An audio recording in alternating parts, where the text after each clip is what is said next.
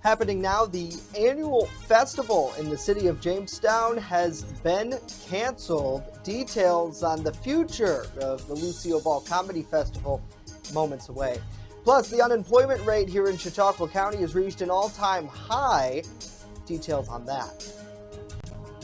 And it's still muggy out there today, but we've got a few rain showers moving through. That'll continue tomorrow. A few stronger storms possible tomorrow afternoon. We'll talk about it and more as the news at noon starts right now.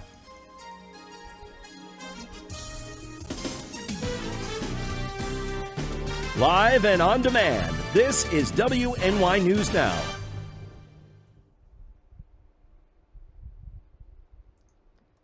And thanks for joining us for WNY News Now. We start with some late-breaking news. One of the largest summertime economic drivers for the city of Jamestown has been postponed due to COVID-19 gathering restrictions.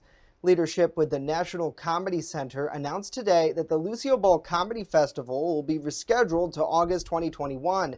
In an email to their subscribers, the organization says that the decision is a precautionary measure following the consideration of federal, state, and regional guidelines. Headliners Jeff Foxworthy and the Legends of SNL performances will now be taking place next year. Ticket holders may transfer or receive a ticket for next year's show, donate the proceeds of their ticket to the center, receive a gift card, or they could request a refund. Now, both the NCC and Lucy Museum do plan to reopen this summer with enhanced health and cleaning, disinfecting, as well as practicing social distancing guidelines. Well, the City of Jamestown factory is slated to close later this year. Jamestown Metal Products, in a statement to WNY News Now, says that they notified employees yesterday that they'll be closing the plant on September 4th. The statement cites unprofitability of the division as the main reason for the closure. Earlier this year, the company announced nearly half of its workforce would be laid off. Jamestown Metal Products is a division of the institutional casework. They manufacture painted steel, stainless steel, and wood fixtures, as well as fume hoods and work surfaces. Well, the unemployment rate here in Chautauqua County has reached an all-time high. New York State's Labor Department yesterday said that figures show that the county's jobless rate was 15.5%, that up 9.4% from last month. This is the first time the county's unemployment rate surpassed the 10% mark since February of 2010. Much of the jump is blamed on the COVID-19 pandemic and the subsequent New York on pause order. Well, while visiting the White House yesterday, New York Governor Andrew Cuomo discussed supercharging our state's economy. The governor says that his meeting with President Donald Trump avoided politics, focusing on reviving stalled infrastructure projects in the New York City area. Cuomo says the reason he didn't include any upstate projects during the discussion was because he didn't want to seem too aggressive while speaking with federal leaders there. I didn't want to give him too long a list. I didn't want to seem too aggressive. I didn't want to seem like for the other people in the room that they could dismiss me as a quintessential New Yorker. Look how much he's asking for. He's asking for too much. So I kept it very limited. The governor continues to call for a smart reopening plan here statewide. Currently, all regions but New York City meet requirements to begin Phase 1 reopening. Western New York could enter Phase 2 reopening starting next week. Now, yesterday, both Chautauqua and Cattaraugus counties remained steady with the number of COVID-19 cases and recoveries. Well, the general manager of the Jamestown Tarp Skunks has chosen not to renew his contract for the ball club for the 2021 season. GM Frank Fanning says he does plan to fulfill his July 1st memorandum of understanding with the team and is not aware of any new job postings at this time. Now, in a statement to WNY News Now, Fanning says he's proud of the splash that the Tarp Skunks made here and appreciates the renewed fan interest in baseball. He says the Tarp Skunks brand is a gift to Jamestown. It is so baseball universal, and the groundwork is already laid for management to continue to do something special with it. He furthers by saying the team, requires serious work and attention to sustain going forward. Now, earlier this year, the team postponed their 2020 season because of this COVID-19 crisis. Well, Congressman Tom Reed is continuing to beat the drum on the struggles that nursing homes throughout the district are facing as a result of various mandates issued by Governor Cuomo's office during the COVID-19 pandemic. WNY News Now asked Reed during his weekly media conference to expand on his thoughts regarding the fiscal difficulties that nursing homes will face. The congressman tells us that the mandates could affect those organizations long term. Right now, we are not seeing immediate closures like within the next few days, but this cannot go unattended. That's why one of the reasons we're calling this stakeholder meeting together is to raise awareness of this and say this has to be answered as to who's going to pick up this cost, who is going to assist with these mandates, who is going to take care of the state employees. Reed said during the conference that he would be meeting today with nursing home administrators throughout the district to discuss on how to move forward with the pandemic.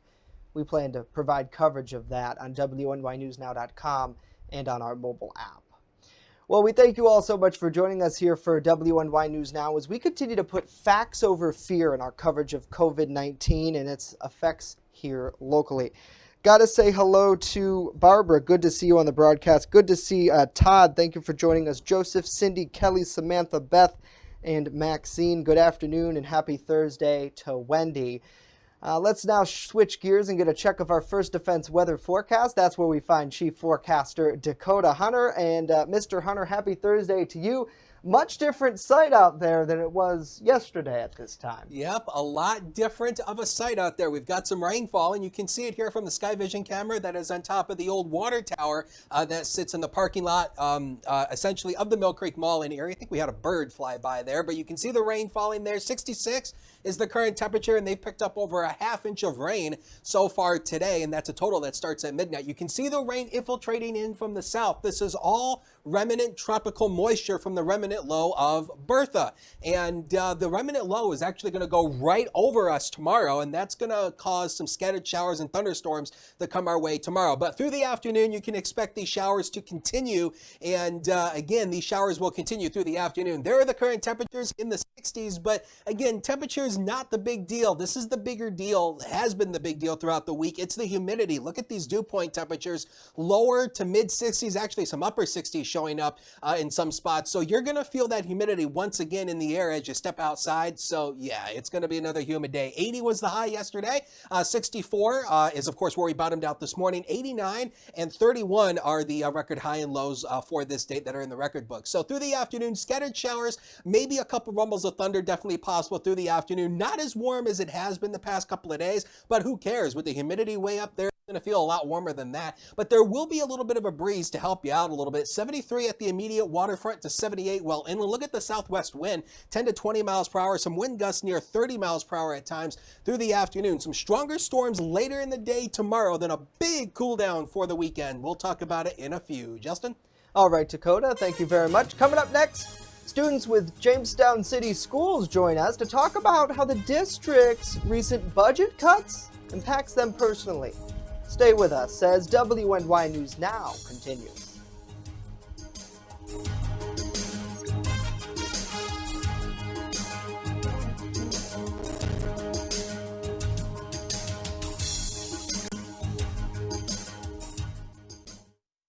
With coverage that matters, this is WNY News Now. EagleZip.com is your local one-stop shop for all of your home and business computer needs. Located on Fluvan Avenue Extension, just outside of Jamestown, EagleZip.com sells and services all brands of desktops and laptops, as well as servers and network equipment for your business. All new computer sales include transferring your data from your old computer plus a 2-year warranty. Call EagleZip.com today. Stop by EagleZip.com today and let us make computers easy for you. When you're on the go, stay in the know by downloading the WNY News Now mobile app. Stay up to date on local news, weather, and sports that matter to you. Plus, subscribe to breaking news and weather alerts from the team that puts coverage first.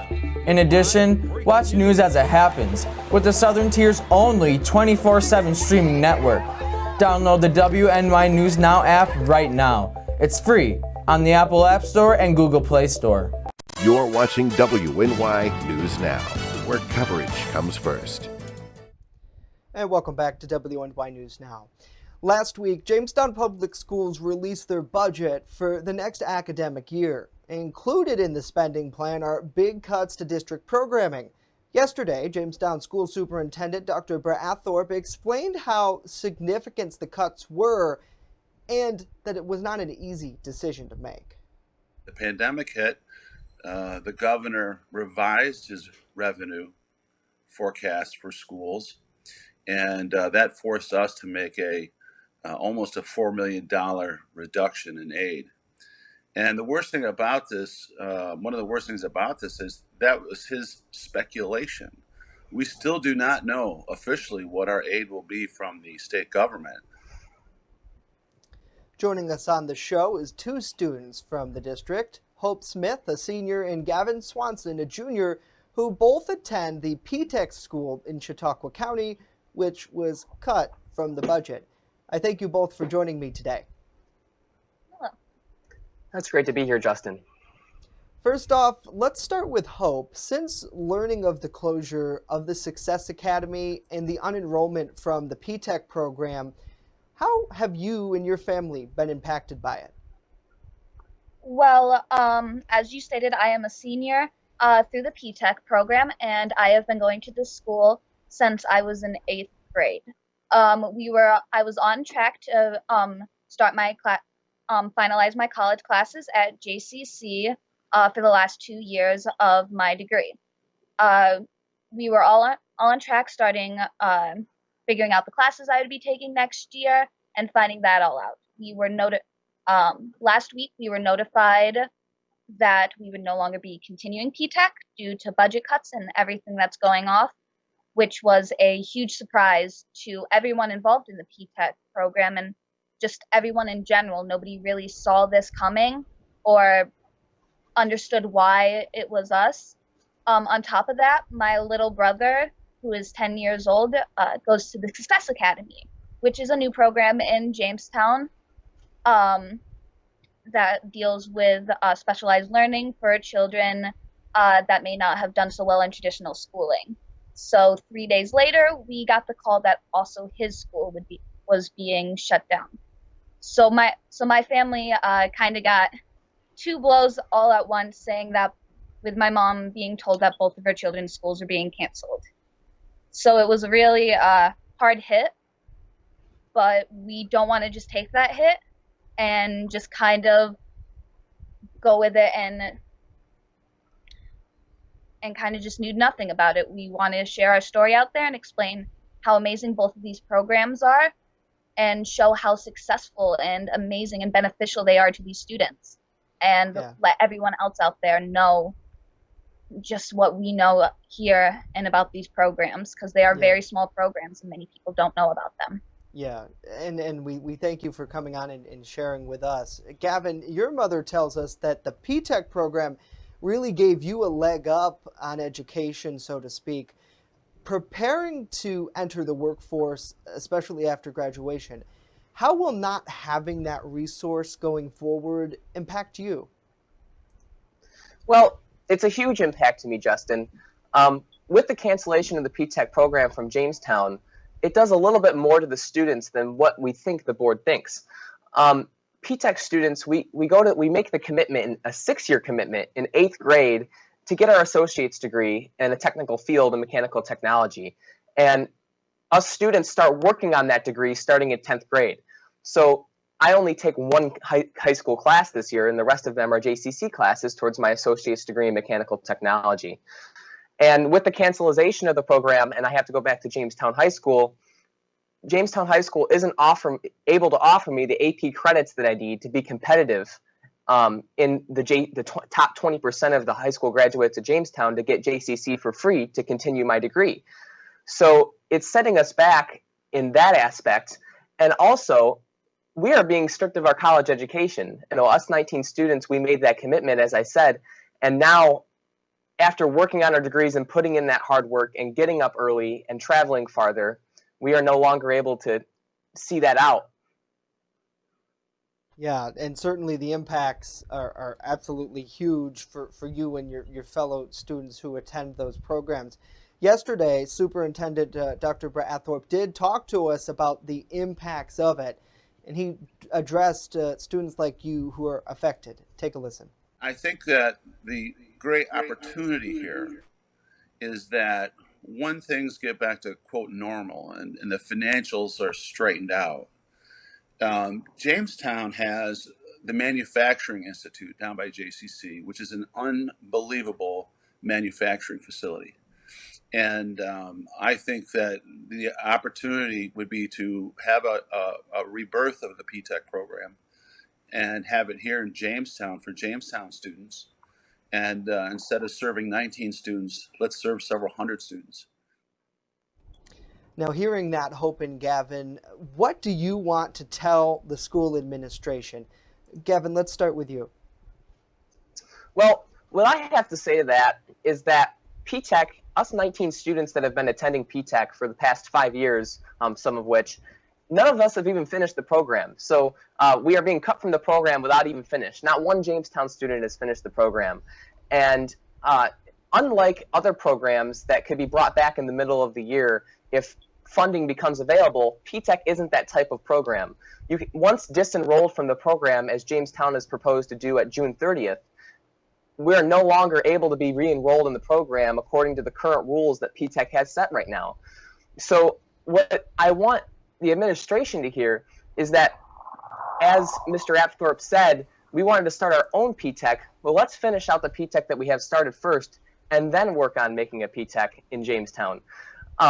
Also on that is the school budget. It's not $400,000 a year to the taxpayers, as Mr. Apthorpe said. It gets dramatically reduced by state funding. And also, Mr. Apthorpe said this is a pandemic budget this year. And there are extracurricular activities in the funding for that budget. And I, and along with my other P-TECH students who have discussed this, wonder how an educational program, a totally educational program, could be completely removed from the budget when extracurriculars and sports, which are still important, are still included in this year's budget. We need an essential budget, not a pandemic budget. Now, Hope, what is the message that you want to convey to those in the administration in Jamestown schools? Well, I believe that adding more programs like P-TECH and adding these specialized programs for manufacturing and all these different pathways is a great idea. It doesn't take away what P-TECH is. Taking these 19 students and relocating them will not, even if it is in a program like P-TECH, it will not create the same results. P-TECH is a lot more than just the classes and the building and the program. It is all the teachers and the connections that we make there are so incredible and unique that changing that and bringing that to Jamestown and trying to recreate that, and especially on a large scale like he said, would be nearly impossible. The connections made at P-TECH over a 4 to 5 years for some students really create a personal opinion, and the teachers are dedicated to each student to focus on their individual needs, and the smallness in the community is one thing that makes the program so great. We have all of these different teachers focusing on the students, so to bring it, put it somewhere else, and then try to mass produce it in a sense will not work as well. I know that one of the problems for shutting us down, other than the budget, was the fact that we were so small. We are a very small program with only sending 19 Jamestown kids. But I don't think the number really should be, I don't think the number of kids is what we should be looking at. I think we should be looking at the successes this program has created. We have created so many leaders by them coming to this program. And I know that that leaders, the majority of Honor Society and Student Council is made up of Jamestown students. And that is because we were able to go to this program. I truly believe that if we were in a different program, these students wouldn't be able to succeed and excel as leaders as they were. So trying to recreate that isn't going to work to the extent that they're hoping and create the results. Now, for Hope, you're a senior within Jamestown School District. Normally, the program continues 2 years so you can get that college education aspect of it. Do you know, now that you're not in it, what the future is? The future is very up in the air currently. Because I've had a very scheduled out college career since beginning of 9th grade. We were told how this all works. I have been working on college courses since I was in 10th grade and have worked up until this year with all my college courses. Currently, I don't have enough credit to gain my degree.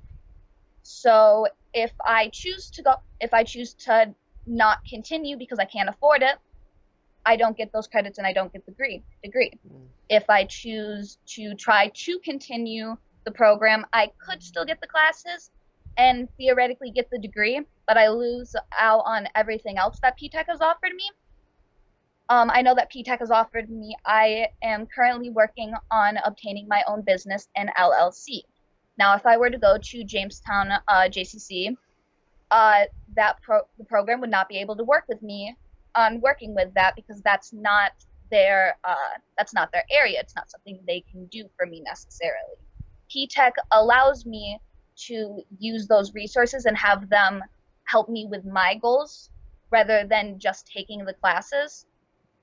So I now am left kind of alone to figure out those classes and now what I will continue with my business and how I will be able to continue. Yeah, you both are so far ahead of students who normally would not have that type of resources. So, so very proud to see that from young people in our community. Thank you for your dedication. Now that we're at this point where the budget vote is coming up next week for the public, Gavin, working with others in your program, what are you trying to do to educate the community on your story? And then what do you want them to ultimately do to try to help? Well, it's a great question, Justin. So almost immediately after us 19 students found out the news that we weren't able to attend P-TECH anymore, we instantly reached out to each other over social media and got together and organized to see if we can try to help influence and adjust this decision once the people who made the decision knew our side of the story and the facts. So right now, 8 of us students have organized and are actively doing everything that we can, from making and distributing a petition to go out and be signed electronically and manually, and up to contacting the governor's office for a statement. And now, really, we're to the point to where we need the public's help. We understand the stresses this year and all of the scrutiny that's gone into making the budget, but as I said a minute ago, it is to us unfair to cut an educational program that doesn't just benefit us, but return to the community as well. See, there are manufacturers all around Western New York that partner with P-TECH and are partnered with P-TECH, so when we graduate the program with our skill set, we will be hired by any one of those companies if we apply, and they can get a highly skilled worker, which boosts the economy in the area. Right now, the budget vote is planned to be held on June 9th, and every Jamestown resident that's registered to vote, we received ours today, will receive an absentee ballot in the mail to submit in back by June 9th at 5 p.m. We ask that if you hear our story and you want to help, help us out and try to get our education back and maybe make the board reevaluate their decision and really sit down and think about what needs to be cut and what doesn't, that you, the public, could help us vote down this budget and try to get our education back. All right, certainly a big call to action for a lot of people, and we will be having more information in regards to the budget vote and this story on WNYNewsNow.com and on our mobile app a little bit later on today. Hope and Gavin, thank you so much for joining us today to tell your story. We appreciate having you here. Very brave thing for you to do. Not easy to talk in this format. No, we're pretty devastated at the news. It's quite sad to hear. Yeah, certainly is. Thank you. Now let's get a check of our First Defense weather forecast with Dakota Hunter. Hey, Dakota. Well, what a change it has been through the month of May. Do you remember we started May insanely cold? Well, then the last couple of weeks, we just shot right up the ladder. For the month, we're now up to 62.2 degrees for the average high for the month. We're still running a bit below average for the entire month, but hey, we made up a lot of ground. But we're running below average with rainfall as well. We're running over 2 inches below the monthly rainfall total. But the bigger story is the humidity. It still stays in play through today, so we're still going to be in the humid to muggy category today. So just like it has been the past couple of days, you're going to feel the humidity out there when you walk outside. But just like Elvis Presley once sang, bring it on down. Look at this big cool down coming our way. Basically, as we head into the weekend here, look at this. Temperatures into the 60s. We're going to be struggling to hit the lower 60s by the time we head into the weekend, into early next week. Right now, the live look from the DoubleTree Hotel shows you the rain that was falling out there today. Right now, we're at 66 with a southeast wind of 10.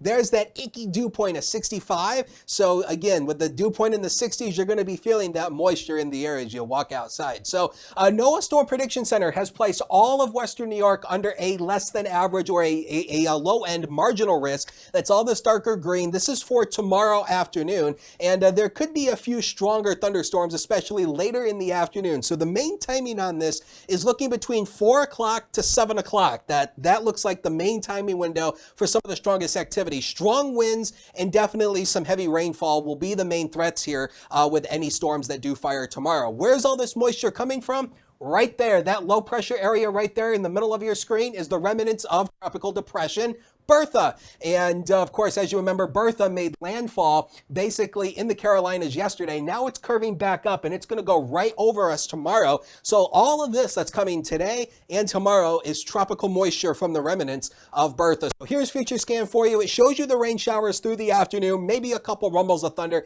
Tonight it should clear out. We should be mainly dry tonight, but mostly cloudy skies. But watch tomorrow as we get into tomorrow morning. A few showers will flare in the morning. Here's our bigger concern as we go into the afternoon. These showers and thunderstorms popping up again. Some of these could be strong with some gusty winds at times and some heavy rainfall. That moves out to the east, and then Friday night should be mainly dry ahead of high pressure moving in for the weekend. So how much rain are we picking up here? Again, the models, because the activity is going to be scattered, your total may vary, but we're looking at maybe about less than a half inch to maybe around an inch or so of rain. And again, your total is going to vary depending on where the heavier pockets of rain set up with those thunderstorms tomorrow afternoon. All right, let's take a look at the next 7 days of your life that are coming up here on the screen. We start 66 tomorrow. We go up to 79. Some spots may actually hit close to 80. Saturday, 65, much cooler. Look at the second half of the weekend, 61 on Sunday. We start June cool. I wouldn't be a bit surprised if we stay in the upper 50s all day, either Sunday or Monday. That's going to be a struggle to get there.